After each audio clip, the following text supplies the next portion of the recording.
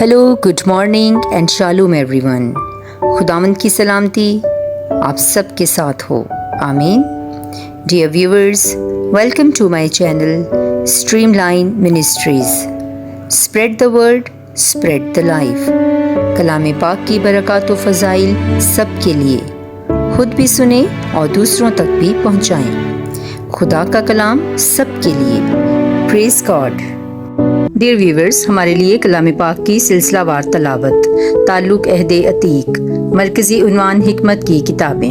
آج کی تلاوت یشوع بن سراغ 30ویں باب میں سے لی گئی ہے۔ تربیت اطفال۔ جو اپنے بیٹے کو پیار کرتا ہے وہ اسے اکثر دفعہ سزا دیتا ہے تاکہ اپنے آخری وقت میں خوش ہو۔ جو کوئی اپنے بیٹے کی تعریف کرتا ہے وہ تعریف کا پھل حاصل کرے گا اور جان پہچانوں کے درمیان اس پر فخر کرے گا۔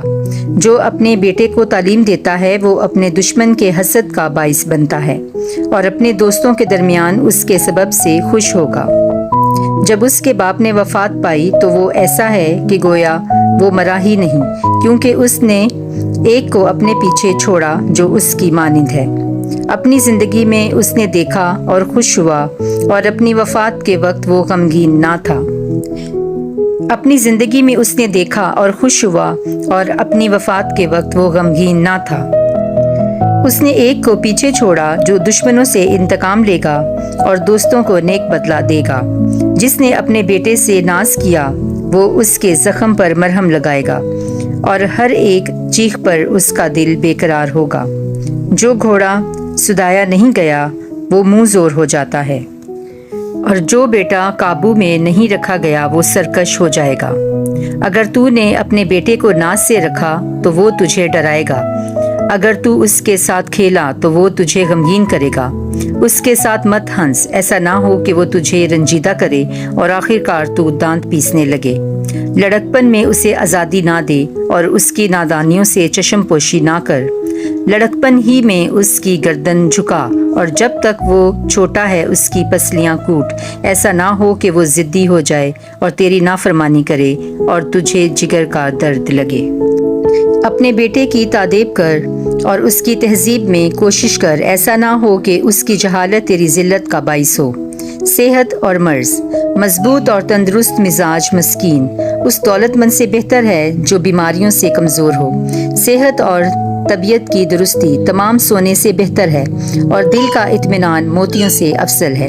جسم کی صحت سے کوئی دولت بہتر نہیں اور کوئی خوشی دل کی فرحت سے برتر نہیں۔ تلخ زندگی سے موت بہتر ہے، لگاتار بیماری سے دائمی آرام افضل ہے۔ جو لذیذ چیزیں بند منہ کے سامنے رکھی جائیں وہ ان کھانوں کی مانند ہیں جو قبر پر رکھے گئے ہوں۔ بت کو قربانی سے کیا فائدہ ہے، کیونکہ وہ نہ کھاتا ہے اور نہ سونگھتا ہے۔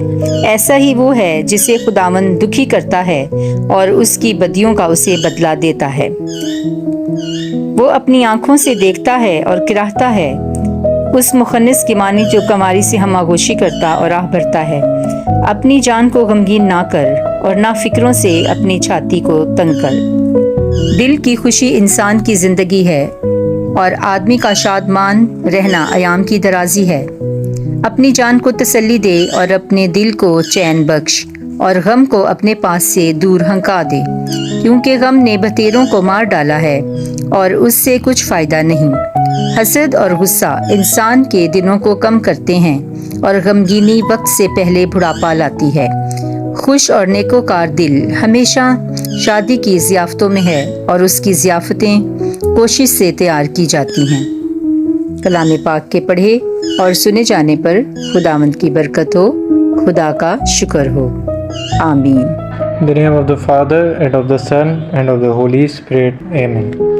Reading from the book of Sirach, chapter 30. Bringing up children. A father who loves his son will whip him often, so that he can be proud of him later.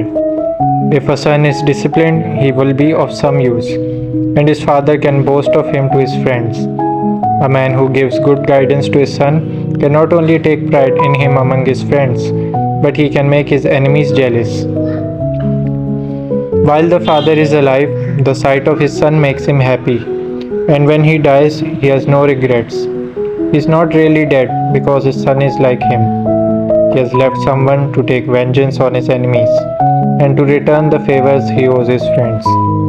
But a man who spoils his son will have to bandage his wounds. His heart will stop every time he hears a shout. An untamed horse is going to be stubborn, and an undisciplined son is no different. If you pamper your child and play with him, he will be a disappointment and a source of grief. Laugh with him now, and one day you will have to cry over him, grinding your teeth in regret. Don't give him freedom while he is young, and don't overlook what he does wrong. Beat him while he is still a child, and make him respect your authority. If you don't, he will be stubborn and disobedient and cause you nothing but sorrow. So discipline your son and give him work to do, or else he will be an embarrassment to you.